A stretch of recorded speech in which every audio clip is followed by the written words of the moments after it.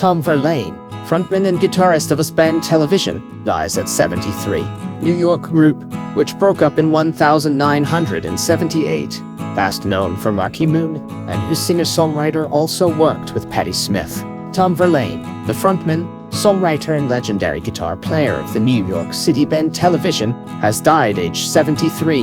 His death was announced by Jessie Paris Smith, the daughter of Patti Smith, who said that he died after a brief illness.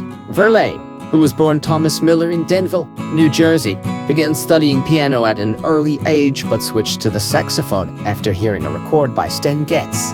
It was during his adolescence that he was inspired to take up the guitar after hearing the Rolling Stones' 1966 hit 19th Nervous Breakdown. He adopted his stage name in a reference to the French symbolist poet Paul Verlaine. He and his school friend, Richard Hell, who shared a passion for music and poetry, moved to New York City separately, and in 1972 they formed the group Neon Boys, which comprised Verlaine on guitar and vocals, Hell on bass and vocals, and Billy Ficca on drums. The group lasted a short while, then in March 1973 they reformed, calling themselves Television, and recruited Richard Lloyd as a second guitarist. Their first gig was in March 1974. In 1975, Hell left the band and they released their first single with Fred Smith replacing Hell.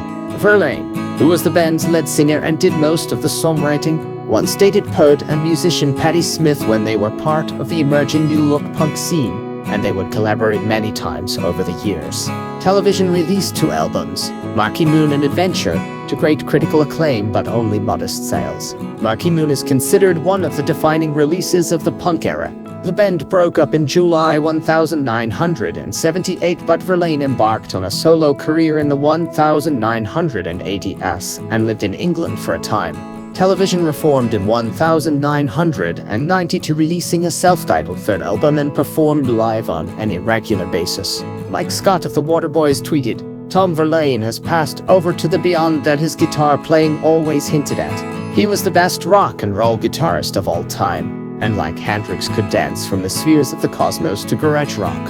That takes a special greatness." He added, Tom Verlaine first heard on Patti Smith's Hey Joe and Break It Up, and Television's Little Johnny Jewel, the most incredible, otherworldly guitar playing. Yes, blow.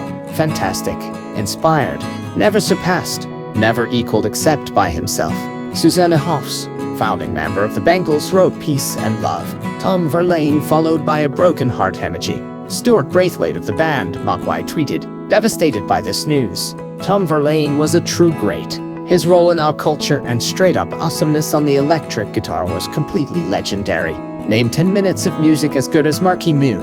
You can't. It's perfect. Rest in peace, Tom." The music writer and author Corbin Reef tweeted, "Tom Verlaine, the patron saint of the impossibly cool lad guitarist. R.I.P. to a one-of-a-kind. Of his distinctive guitar-playing style." Verlaine told a guitar player interviewer in 2005, "I never played guitar along with records, so I never learned all the speed licks everybody gravitates to when starting out. I know guitarists who can play Denny Gettin solos note for note. They don't really know what notes they're playing, but they do them flawlessly.